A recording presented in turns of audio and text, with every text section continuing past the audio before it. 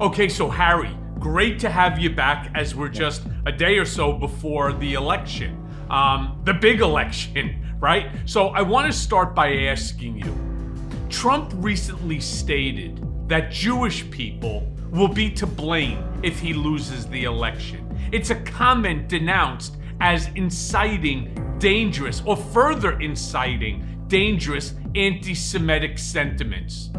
How do you think that this rhetoric affects public trust, and why might it motivate voters to choose Kamala Harris?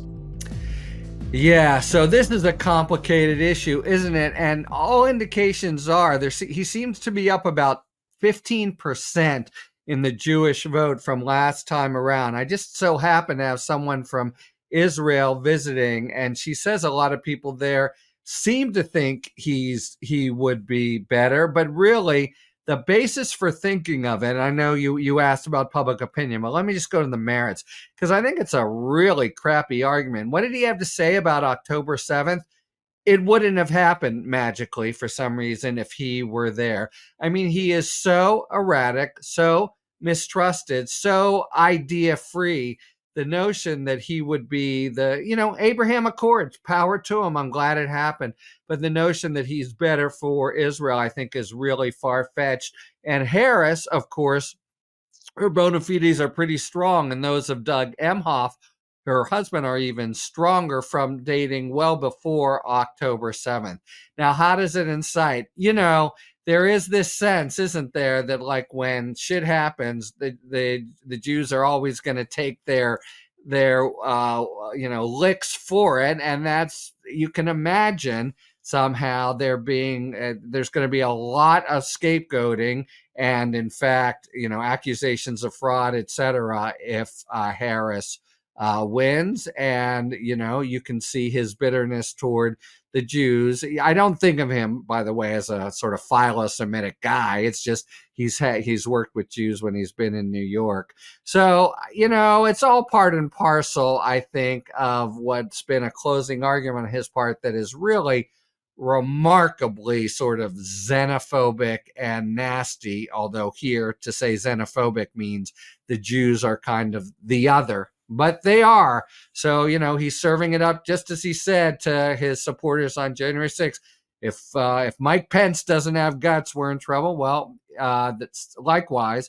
All kinds of activity, by the way, afoot, both at the kind of foot soldier, domestic terrorist level, and at the higher edges, to be really bracing for a battle if he loses.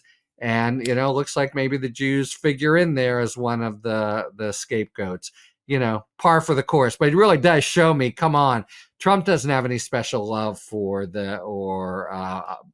propensity to help the Jews or Israel. He just wants to basically suggest that Kamala Harris, who's made a couple pretty pro-Palestinian remarks, would be worse. But the case for it, I think, is very poor. As an American Jew, I'm for Harris only based on Israel alone. I know a lot of people who aren't, though. Yeah, you and me too. And it's like, I have these conversations with some of these Upper East Side, Upper East Side moms and husbands. And they're like, well, I'm voting for Trump because Kamala is against Jews and she's against Israel and so on. And I asked them, can you please just tell me how or why you make that? And more than that, they've all of a sudden become single issue voters. But more than even that, it's almost like, well, if Trump, and they buy into his bullshit, which is if Trump was president, that Hamas would end this war. All of a sudden, it's like, Harry, it's as stupid as me saying I was a high school pitcher. Not nearly as good as my son by a mile. I was a high school pitcher. I've heard your kid can really bring it. Got the curveball and everything. Yeah, but he's got the 12-6 sinker, the whole bit breaking ball. He's got the whole 9 yards. But all right. Imagine if me turning around and saying... That seems like a classic mixed metaphor, I got to say. But anyway. So imagine... No, you'll understand my point. So imagine if I turn around and I say, If the Yankees put me, or more importantly, my son, right? If they put him in right now, yeah, right, Jake Ross. Imagine if they went ahead and they put him, and I say, if they had my son in, they would win the World Series. And all of a sudden, people start to believe it because it's that ridiculous, right? I mean, he never pitched over 89. I think once he hit 90 on the speed gun, but never more than that. These guys are throwing 100, 102, right? And it's a big difference. Imagine if I say that, but Harry, imagine if I say that if you had my son in as pitcher, that you would win the World Series, and people would buy into that bullshit. It's as stupid a statement and a belief by those folks as it is that if Trump was president, the Hamas would turn back over the hostages. I've heard that Hamas would lay down their weapons, right? Palestine would be free of Hamas, and Israel and the Hamas war would be over. On top of that, Russia and Ukraine would immediately be resolved, and there'd be no war in the world going on right now, thanks to a Trump presidency. I hear people saying it, and these aren't dumb people. These are highly educated, some of whom went to Ivy League colleges, which just goes to show you, maybe Ivy League education is not all it's cracked up to be. Used to be. That we already knew. Let me just make a general point here, because it's not just the Jewish thing. It's true. People think this because he has asserted it in Israel with no basis. But what do we know about Donald Trump and foreign policy? We know people think the world community thinks he's erratic, which he is, stupid and uninformed, which he is, and able to be rolled because he's the classic guy that can be rolled. You would know this from negotiation. All he cares about is himself. And so there's all kinds of ways to roll. So look, Russia and Ukraine, what a terrible problem in and of itself. But the main thing is, to the extent, and it's true, the Israel problem is an Iran problem. The notion that he has the sophistication or heft or credibility in the world community, and by the way, that being maybe also a China problem, it's fanciful to think he brings the goods to the table to deal with any of this, leaving aside the whole Jewish question, if you will. There's just no reason to think any kind of challenging foreign policy question he's got the ability to improve on Harris. I really think it's his closing argument has been really to try to demonize her. And as you say, Michael, to your Upper East Side friends, what's she done? Look, of course she has made comments. Everyone everyone in both sides, you talk about the tragedy, as indeed it is a tragedy in Gaza, but there's just zero basis for thinking that she's going to abandon Israel. And there's some basis for thinking Trump will, just because he's a guy who'll do anything if it seems to serve his short-term purpose. So, I'm a strong Zionist, and I'm not comfortable with Trump in the White House. And, a lot with President Harris would remain to be seen, but I'd start out pretty sanguine. Yeah, you and I both. I mean, they keep saying, yeah, but look at, how his son-in-law is Jewish. Therefore, Kamala Harris's husband is Jewish. But more than that, how about the ridiculous comments made by Jared Kushner that what they should do is they should level Gaza completely. Everyone and everything in it should be leveled, and they should turn it into expensive townhomes because there's water views, and it would be an incredible real estate project. Can you imagine saying that you should destroy an entire area, that you should level Gaza, that the Palestinians, especially the ones who are innocent, should all be killed so that you could have a real estate project that's on the sea? I mean, I find that to be, I don't even know what the right word is other than fucking nuts. I mean, you do compare Kushner and Emhoff is a guy who's been a strong Zionist from the start. Kushner was born Jewish, but he doesn't seem to be a particular Zionist. There is there's this tragic kernel of truth to what he's saying, which is Gaza Israel withdrew from in 2005, it could and should be kind of paradisical. It's on the water, etc. But instead, because of Hamas, they've just made war and taken aid and built, tunnels, a whole city underneath. And it's a tragedy, but I don't think it's a tragedy that Donald Trump has the Nobel Peace Prize chops to solve the day he gets into office. Right. So let me bring this then. Because Trump has repeatedly framed the election as a loyalty test for religious followers, especially targeting the evangelicals, Christians, Jews. And given these comments, like his statement that Jews, and here's the quote, need their head examined if they don't support him. How does this rhetoric conflict with democratic values, and what impact do you see on the undecided voter? Yeah, so that second one is really we are really on the even, and we will see. There's all kinds of reasons for thinking that it should really cut against the grain, voters' ability to think for themselves as grown-ups. So you're just saying because I'm Jewish, somehow I must, but also B, there's an important strain of like decency in religious thought, and evangelical Protestantism, Judaism, and the like. And his rhetoric has been so indecent, so pandering to the worst part, the darkest part, the least Judeo-Christian, if you will, part of the American psyche. But I don't know. We've been doing this in a way, you closer than anyone since 2015, was seeing him just pander to the darkest part of the American psyche, kind of marveling that the especially evangelical Protestant community and would has not abandoned him, notwithstanding his being a poster child for non-Christian behavior. That's such a complicated part of his coalition, but that he appeals to it in such a dark, nasty, negative, divisive way.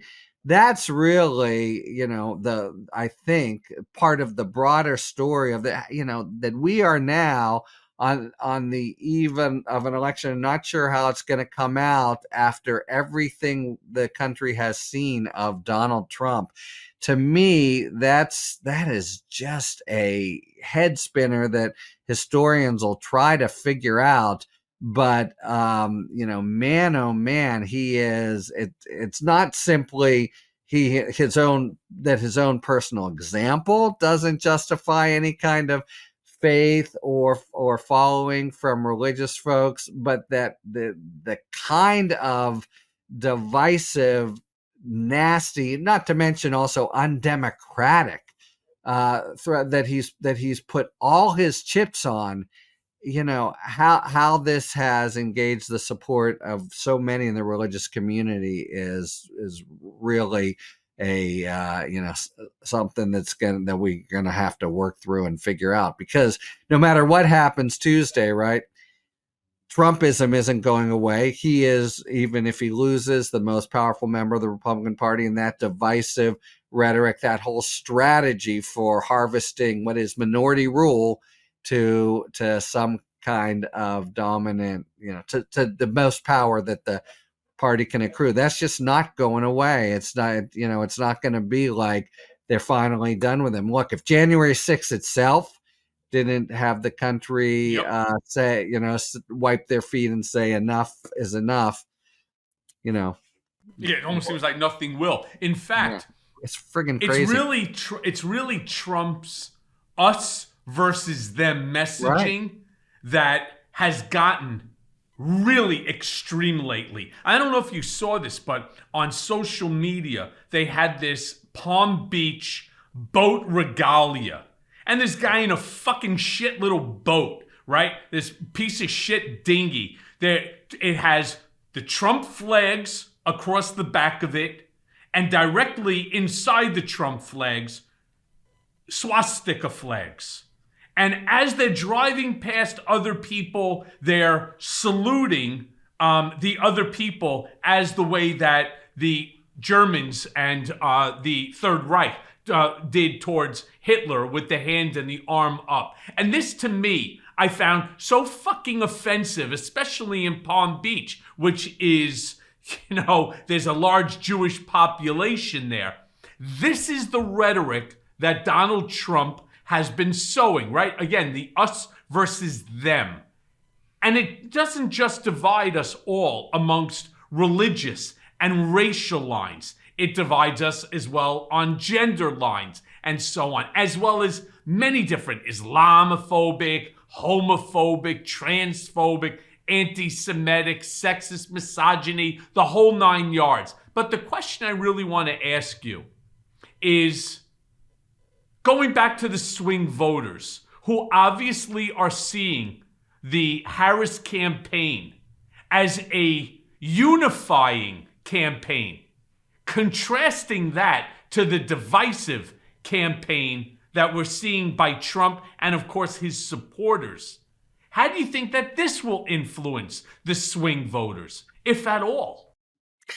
Yes, and I mean, look, it's so clear, as if there were ever any doubt, but you used to talk about Trump and his dog whistle signals to the, but that's been abandoned. His closing argument has been a bullhorn of absolute sort of discrimination and the most base kind of rejection of the outsider. The Democrats are the enemy within.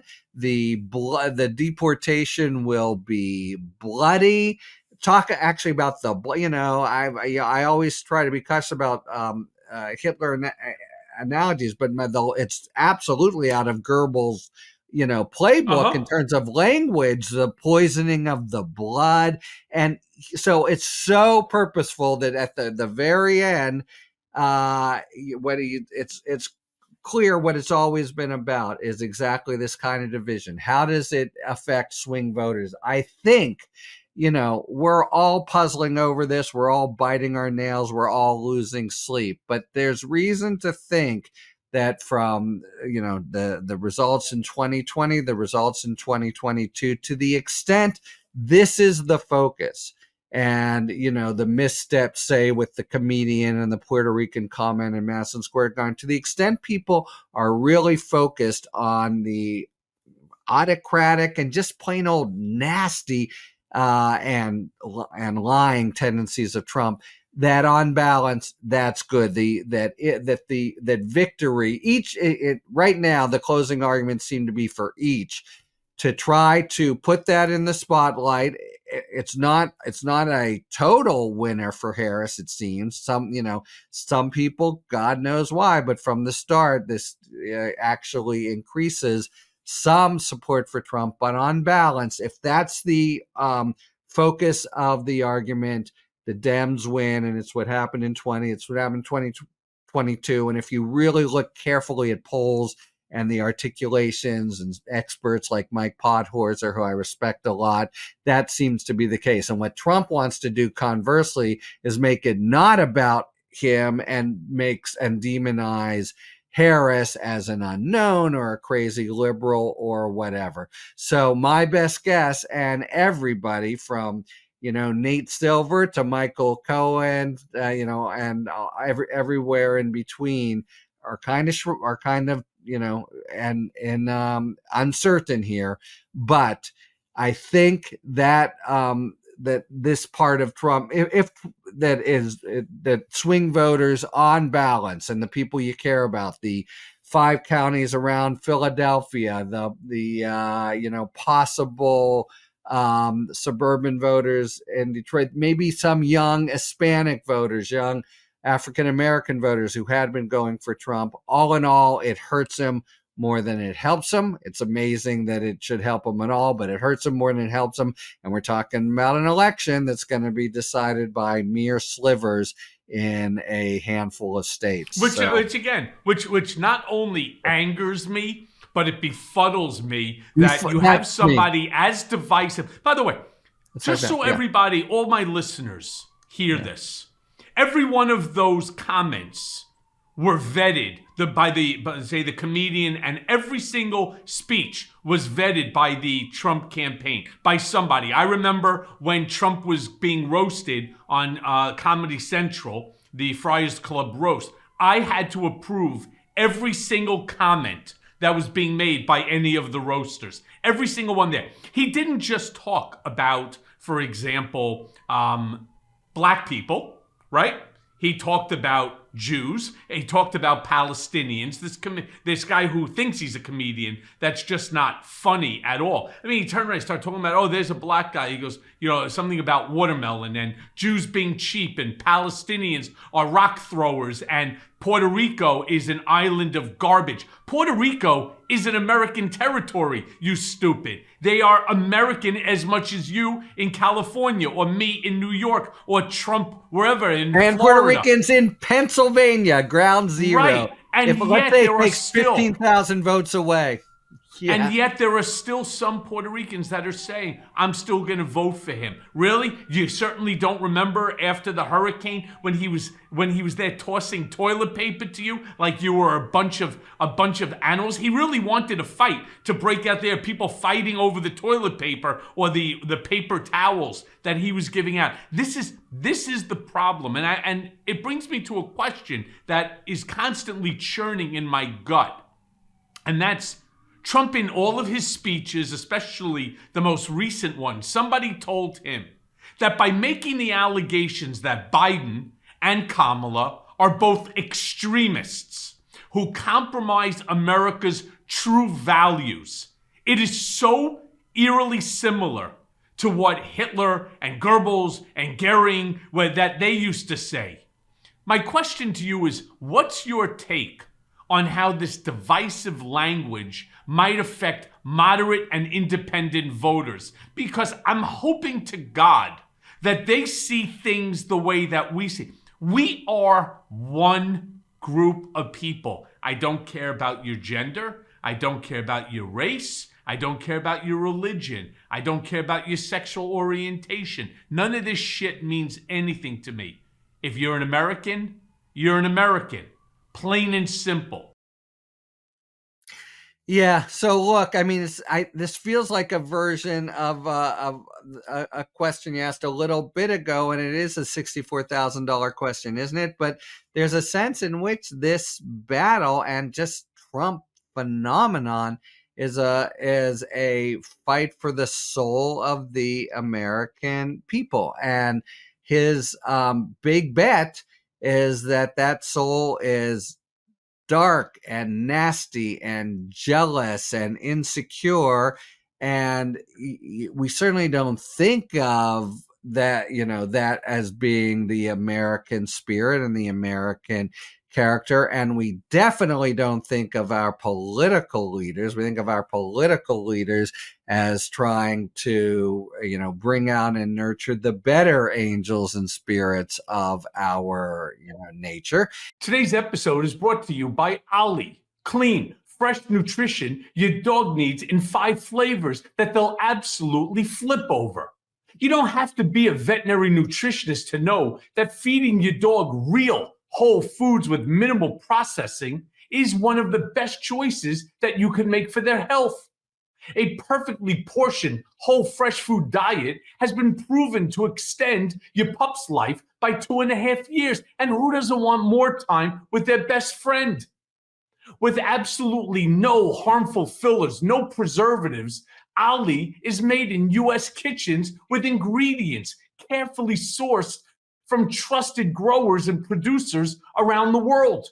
You see, because the time between Ollie's gentle cooking and your dog's chowing down is minimal, they don't need preservatives to extend shelf life. With 5 protein-first recipes like fresh beef with sweet potatoes, fresh turkey with blueberries, or fresh lamb with cranberries, you might start thinking, damn, my dog eats better than I do. And that's probably true when it comes to Ollie. So I want to be clear about something. I actually don't have a pet. I don't have a dog, but I do have a neighbor who has the absolute cutest cavapoo that goes crazy for me whenever she sees me. And by the way, her name is Luna. So here's what you need to do. First thing that you do is you fill out Ali's 30-second quiz, and they'll create a customized meal plan based on your pup's weight, the activity level, and other health information. Ali crunches the numbers, and then they recommend the right recipe and the daily portions for your precious pup based on hundreds of thousands of real dog results. Now, for the first-time users, Ali will send out your pup's first box with 2 weeks, that's 2 weeks worth of meals and a guide on how to gradually switch them over to their new diet. Ali offers 3 meal plans to choose from. You really think that this is for a human? They offer 3 meal plans to choose from. So you can choose between a full fresh plan, fresh topper plan, or a mixed plan with their freshly baked recipes for your special fur puppy. I mean, they also have treats and supplements. So look, like I said, I don't have a pup, but I promise you that your dog will love it. In fact, I have a video of Luna chowing down the very first day that I brought it over to their apartment. So let me be clear now. Ali, they are offering a deal to let your pup taste test a personalized meal plan. So head right now to Ali.com and tell them all about your dog and use Cohen, and you'll get 60% off your first box of meals when you subscribe today. So head to Ali, that's OLLIE.com, and enter code Cohen, that's me, COHEN, to get 60% off your first box. Again, that's Ali, OLLIE.com, and enter Cohen to get 60% off your first box. And they offer a clean bowl guarantee on their first box. So if you're not completely satisfied, you get your money back. And, you know, this is, in a sense, he's the most dishonest, the most self-centered, the most rapacious, the most lawless, but also just the most dark.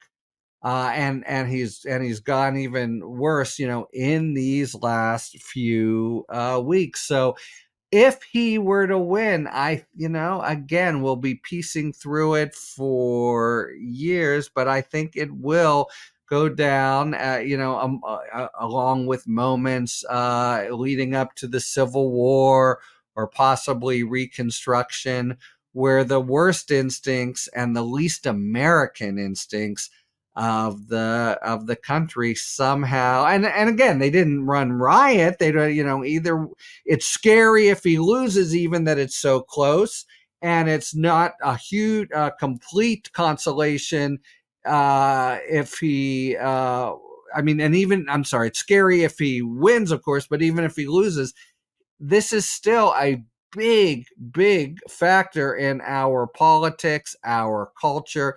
It feels to me more than ever that we're two countries.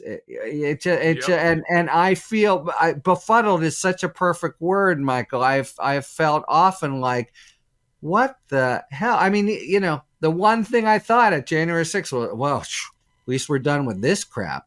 And to the contrary, right? So, you ask, there is this very important political question. Will it overall redound to his detriment against swing voters? And the indications of the best pollsters and analysts is yes, on balance, it will.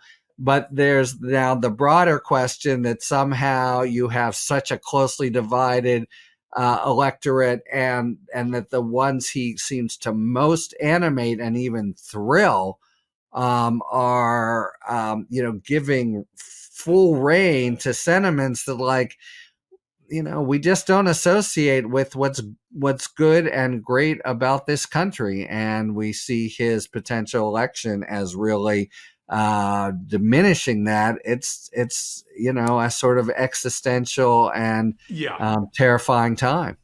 So look, during his rallies, you see these MAGA assholes holding up signs like mass deportation now. All right. Never in my life have I've ever seen in any rally, in any political campaign, that placards mass deportation now. And the way he describes it, that he's going to use the military, he's going to use the National Guard. It will be bloody. It will be bloody. This is the part that, again, going right back to the word of the day, befuddles me. All right? This aggressive language on immigration has never been used before. And when you start to see these lines about mass deportation now, again, I get confused as to how minority communities, how the Latino community and other immigrant voters could not be lining up solely behind Kamala Harris, but yet there are still Hispanics for Trump, Latinos for Trump. And I constantly say to myself, do you not understand that he is targeting your community? How is it that you could possibly, and if you're a woman, why don't you just add Roe versus Wade onto that one about his grand plan for owning the woman, the female's uterus across the board. I am blown away that there's even a race at this point in time. Yeah, this is a super interesting question. Of all the issues, he enjoys the biggest advantage on immigration in terms of numbers. And you see every time he's knocked off balance in the debate, he goes back to immigration. He goes back to it in Madison Square Garden. And, you need to see it, I think, on two different levels. So you asked, how can Hispanics sort of, not be for Harris given how he is? There's a lot of, it's really interesting. You look at the polls again more carefully. There's a lot of Hispanics. This is true to a lesser degree, but also true with African Americans who are worried about illegal immigration, believe that we should have a safe border. Of course, so does Kamala Harris. But even they'll express that view, and then they'll be hoodwinked into thinking that, murderers are pouring across the border by Trump, and that will affect their views. On the other hand, if you ask them, are you for a path to citizenship, which would seem to be the opposite sentiment? No, this is what we want to provide for immigrants here.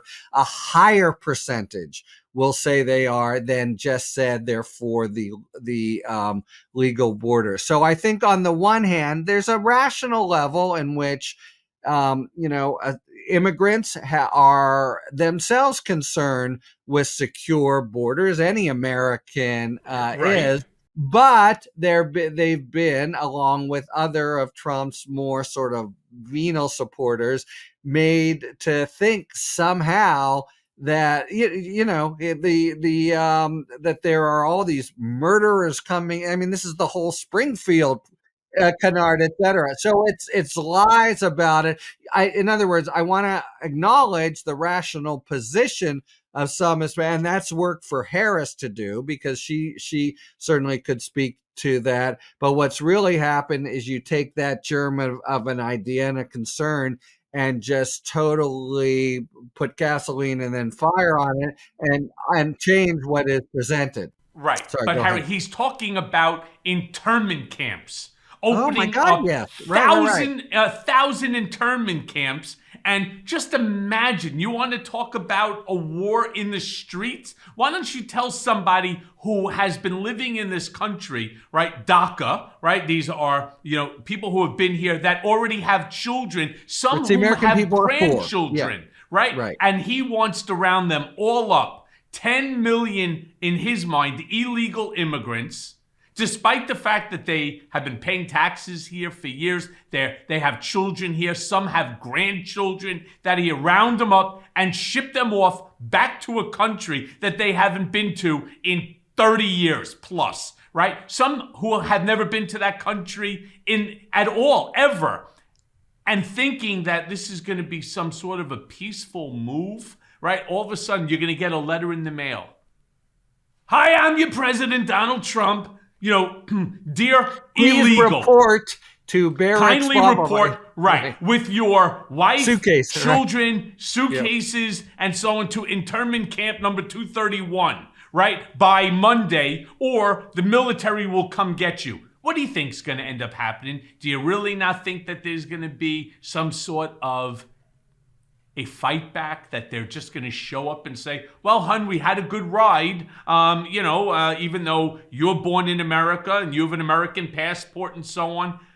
President Trump says we have to go to internment camp 231 by Monday at 5 p.m. Let's get there by about 1 o'clock so that we beat the traffic. Really? Right. I mean, it's so absolutely stupid. And it's not just stupid. It's vitriolic, idiotic, and all that other stuff. But the point I really want to ask you, it's against the sentiment of the majority of American people. His basic victory, rhetorically and politically, if you want to call it that, is to make people think that the sensible idea of, say, a safe border or whatever, or of, well, let's leave taxes aside for now.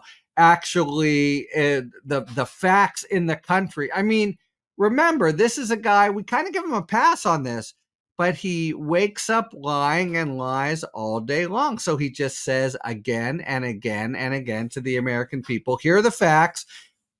People streaming over the borders and murderers and doing all that. And that is, in fact, it's a total hype job by a flim-flam man which you know better than anyone.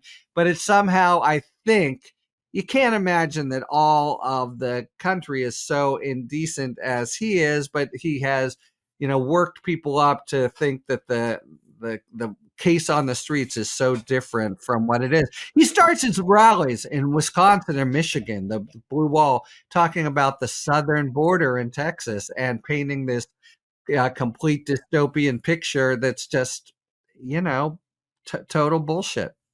Yeah, total bullshit it is. But I just want to say this because, Trump is constant in making this type of statements at his meetings, at his rallies, that the country could face violence if he doesn't win. All right? And I hear this from so many people that are nervous as all hell, about what will happen if Trump doesn't win. Is there going to be all blood in the street? They are worried about this political violence. One thing I would like Kamala Harris to have done, and I think it's really important that she and her campaign get this message out, is that this is pure gaslighting and it is fearmongering by Trump and his campaign to scare people that he is not in charge. People have to understand that. Joe Biden is in charge. And the only reason that January 6th occurred and was allowed to continue for that 96 brutal minutes was because you had von Schitzenpants. You had Trump sitting there with his fucking Diet Coke, his ice cream, and his hamburgers, watching it on a television screen, enjoying it. Watching as these individuals with MAGA flags and Trump 2020 flags, wearing his MAGA ugly red hats, attacking the Capitol on his behalf. It appealed to his narcissism, to his ego, and so on. That will not happen. In fact, our military and our police departments right now are prepared and they're packed. And they're ready for action. Maybe. I mean, we also know that the Department of Homeland Security just put out a report this week that the whole ragtag, terrorist Proud Boys successors are already anticipating supposed theft of an election. And of course, that's always the case, right? There's those elements of basically domestic terrorists, but we have Steve Bannon and up to and including Trump, who could well be saying that, everything's been stolen, etc. And it's easier said. I dare say that no one's going to breach the Capitol again. There'll be overwhelming force. But the possible sort of unrest, fights in individual cities, states, efforts to inculcate chaos and get things into the House of Representatives, that's not just a law enforcement problem. That's a political culture problem. So I am not confident that there won't be a sort of Trump 2020 2.0 effort. Remember what Vance said in the debate. Well, what's the problem? He did turn power over peacefully come January 20th, of course, after the country went through these cataclysms. The elements are in place, and it's more than a law enforcement problem. So in this I'm pretty respect, certain, Michael, and you may be a little bit more confident than I am. I do think this, though. I do think that one of the paranoid nightmares that the House of Representatives wrests the whole thing away, and then the one state advantage for Republicans winds up transforming the whole election. I don't think that Harry, it's too likely. Harry, let me say this to you. We heard the same horse shit coming out of Trump's mouth when he said, "If I get indicted, there's going to be blood in the street." Yeah. Okay. He then said, "If I am convicted, there's going to be blood in the street." Not only was there not blood in the street, and that's on the 34 criminal counts by the Manhattan DA. Let me go one step further. Forget about blood in the street. There wasn't even a fucking Trump supporter to be found. There wasn't a piece of gum. There wasn't a wrapper that was left on the street. Right. I was there. And you were there too, of course, in your very special role. Yeah, exactly. You looked great in that suit. I got to say, I was watching. Okay. Yeah, I mean, it's just a bunch of bullshit. It's rhetoric and it's fear-mongering. And I assure you, and I assure all of my listeners, could there be a rogue asshole MAGA? Sure. By the way, have we not already seen rogue MAGAs already? The answer is yes. In fact, when I turn on the television, and on a Monday, you find out on Sunday there were 3 shootings up in the Bronx or in Brooklyn or in Staten Island. What have you. There's that shit's going on in this country every single day. But to think that we're going to have another January 6th, that there's going to be this massive civil war because Donald Trump lost, bullshit. You know why bullshit? Because people like Stuart Rhodes, who is the head of the Oath Keepers, he got 18 years for his participation in the January 6th insurrection. All right, what did Donald Trump do to help this guy out? Absolutely nothing. He's done nothing to help the 1,000 people that have been incarcerated. Not one single penny has gone in order to defend them or anything. They realize, many of them, that he's full of shit. And that's why we saw nothing with the indictments. We saw nothing with the guilty verdicts. Nothing, and nothing. But I want to move on to a totally different topic. Very quickly, he says he'll pardon them, so the stakes are high. And again, read the DHS report. Now, again, that doesn't mean it'll happen, but if Trump and Bannon and all those guys, okay, so maybe no January 6th, but just having, as we did in, say, 2000, things up in the air, fighting deep divisions about who won the election, that's really toxic for the democracy, period. But Harry, Go Harry, ahead. he had 75 days within which to pre-pardon them or do something. He did absolutely nothing. All right.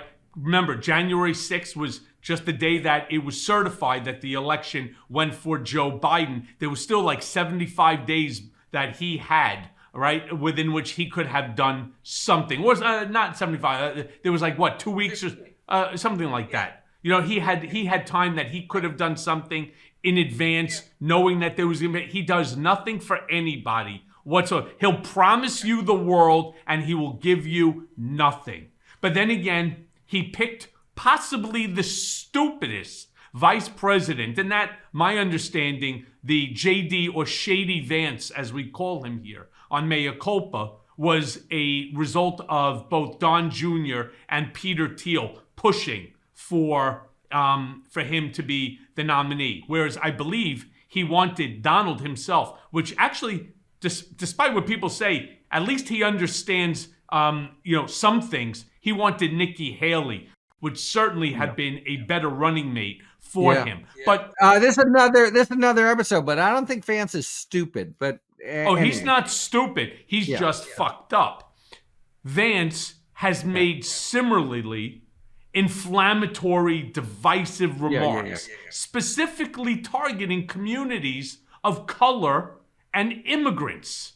Yeah. So my He's question all to in you on is, the immigrant rhetoric. It's my God, especially the Haitians and so on. Do you think that these statements could backfire by mobilizing these communities against Trump in November? That's what I see. I don't care what anybody says. People are just thinking right now, you know what? If I say I'm for Kamala, if I walk around like MAGA does with their ugly, stupid hats, and I'm wearing a Harris Walls hat, it's going to cause issues and problems, and I don't really need it. I'll just beat the shit out of them at the ballot box, which is where it counts. You agree with that?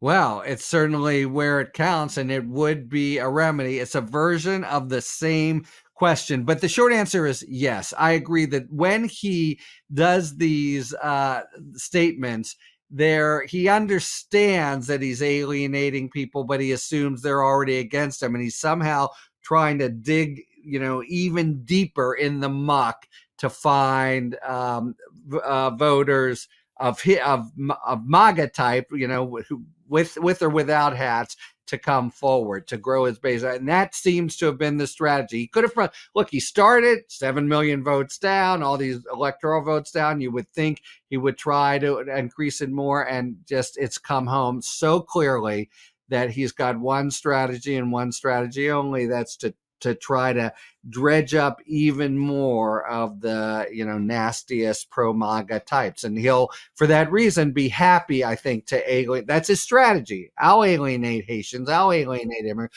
because I'm going to somehow try to dredge up new voters. And, if he's that's not the that's a counterintuitive strategy, but they're obviously all in on it. That Madison Square Garden rally, that's going to be like, that's like the Lindbergh rally in 1940 or worse. That's going to be history.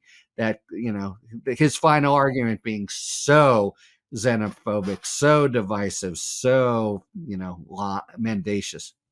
Hey, so let me ask you then, I term that, as do others, that was the racist rally, the Madison Square Garden racist rally. All right. Not only has it turned off just a multitude of different groups that were insulted, not just by that comedian that made the nasty remarks about basically everyone, but each and every one of the speakers that night. Modern diet makes it really difficult to keep things in balance. I mean, extra sugar, it's just found in so many foods. And no matter how hard I try, I'm just not eating as much fiber as I want to. While getting enough fiber is a challenge in itself. By drinking sugar to fiber every day, your microbiome gets more of what it needs and less of what it doesn't, which leads to a more balanced microbiome. And that's the key to a healthy gut. One stick pack of sugar to fiber will help you get a daily dose of fiber from the foods that you've already eaten. So here's what I do. Every day, I simply put a pack of sugar to fiber in my water bottle. I mean, you can't even tell that it's in there. And I love knowing that I'm supporting my gut health with this routine. Sugar to fiber, it's the newest product from Z-Biotics. They also have, get a load of this, they also have a pre-alcohol probiotic that's available to purchase to help with rough mornings after drinking. So go right now to zbiotics.com/Mea Culpa and use code Mea Culpa at checkout for 15% off any Z-Biotics probiotic. Z-Biotics has a 100% money-back guarantee. So if you're not satisfied for any reason, they'll refund your money. No questions asked. And thank you, Z-Biotics, for sponsoring this episode. Relayed some sort of a divisive, xenophobic, homophobic, transphobic, Islamophobic, anti-Semitic tropes.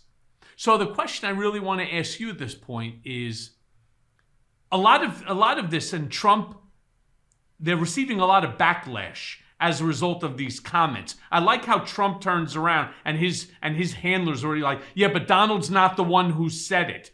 All right. By the way, shit flows downhill. You're the boss. It's your campaign. You put these people on the dais to speak, and you knew what they were going to say. The question I want to ask you then, under this entire scenario, what impact do you think that this divisive, ugly narrative has surrounding his campaign, but specifically in the swing states? And I bring up the swing states because that's where this election is going to be won or lost. Pennsylvania, Georgia, Nevada, Michigan, and so on. You have a large swath of Haitians. You have a large swath of Puerto Ricans in Pennsylvania, right? You have a ton right over there in Michigan or Nevada. How do you think that this plays out in those swing states? Yeah, I mean, I first just want to say that, Trump's normal MO is never to apologize. So even if what this says is that one comment going a little bit over the line, if he forced the people in the campaign to try to distance himself, it really misses the main point, because as you say, 98% of the comments by all the speakers were very much of a piece. But just that last little one going over the dog whistle line to one where, would seem too much. But it really, to the extent the distancing somehow suggests that he's not the xenophobic, nasty, divisive, trying always to demonize the other guy, that's just exactly who he is. How does it play? So you're so right. We are really incredibly nervous watching all these national polls, and it seems a little bit better for a little bit worse. But the focus has to be on these 6 or 7 states. And so the number one thing that I thought of is the Puerto Rican community in Pennsylvania. Pennsylvania seems to me ground zero right now. Pennsylvania, Michigan, and Wisconsin have all gone the same way since 1992. And basically, she's got to take them. And Pennsylvania is the one where right now it seems the most toss-up. So if that leads to like 15,000 votes, it's exactly that sort of thing that could be pivotal in this. So just the way that 600 votes were in one county in Florida in 2000. Again, Harry, I don't want to disagree with you or any of the other pundits that are on television. I don't see it this way. You do want to disagree with me?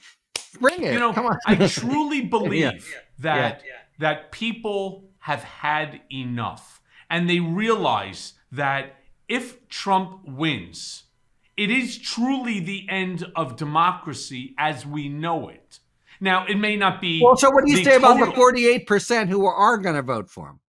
I understand, but you can't win an election. We're talking about the margins. What? Yes, but you don't win an election with 48 or 46%, which is really the number that he's never been able to get above. And I think that she wins the popular vote by 11 million. I think that they increase the numbers. You have Gen Z. Women are coming out in force. Women come out in force against Trump. This game is over. The black community, over. And I say this because there's something that Trump keeps doing. Yeah. And it really angers me. When he attacks back at somebody, whether it's Harris or Walz or Pelosi or Schiff or Swalwell or you name it, any of the people who we happen to know, he labels any dissenter as un-American. It's amazing. An enemy within. They're un-American. This is authoritarianism at its best. The question is really, how might this authoritarian style push moderates to favor Harris over Trump, being that it is a more diplomatic approach to keeping our democratic republic going? Right. Let me just start here, though. The answer to that question will be provided in terms of who raises her or his right hand January 20th in these very small slivers of state. There's no way around it. Yes, she should win the popular vote, as Democrats have year in, year out, but his chances have to do with some possible weird pivotal things in Pennsylvania, Michigan, Wisconsin, etc. So to that extent, even if you've identified an overall majority for decency, for we've had enough, for we don't want this guy, that's why she will win the popular vote.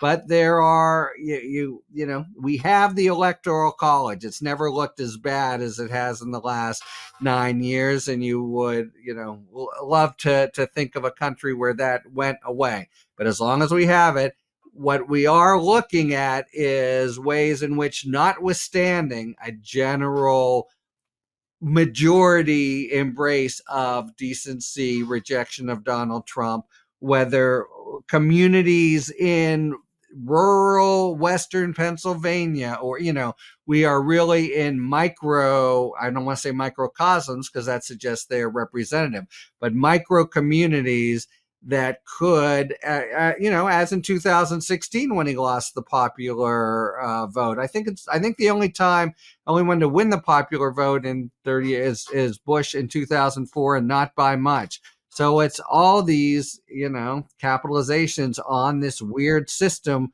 we have that really it's just much more contingent than I used to understand in the constitutional scheme. So yes, your point could be right, and yet still disaster could ensue because of little marks on the big map. So there you have it. So look, the hour, Harry, the hour goes by very quickly here on Mea Culpa. Oh it really does, yeah. Yeah, my final question to you here is, obviously, given all of Trump's recent divisive, just hateful rhetoric, you believe that this style has crossed the line where even some of his past supporters are now reconsidering voting for him and voting in favor of Kamala and voting in favor of her vision of unity, of peace, of middle class values, and so on? I do believe that, and in part, I think there's also an exhaustion factor. People are sick to death of Donald Trump. But I got to end with the word of the day, Michael, of befuddled, which is we're in a position where so many people will go the other way. And that's something that, seems to me, obviously I'm no expert here because I've been fooled again and again into thinking, well, now the mask is off. People see what they're dealing with, and his support still seems alarmingly high. But so the answer to your question is yes. But my God, how are we on the eve of an election that is so excruciatingly close, given how just manifestly pernicious, dishonest, undemocratic this guy is? It's, to me, befuddling. Harry, thank you, my brother. It's always great to see you. Thank you for your insight. Thank you for your wisdom, and for joining me today on Mea Culpa. See you again soon. We'll see what world we inhabit when next we meet. Yes, that's for sure. Thank you, my brother.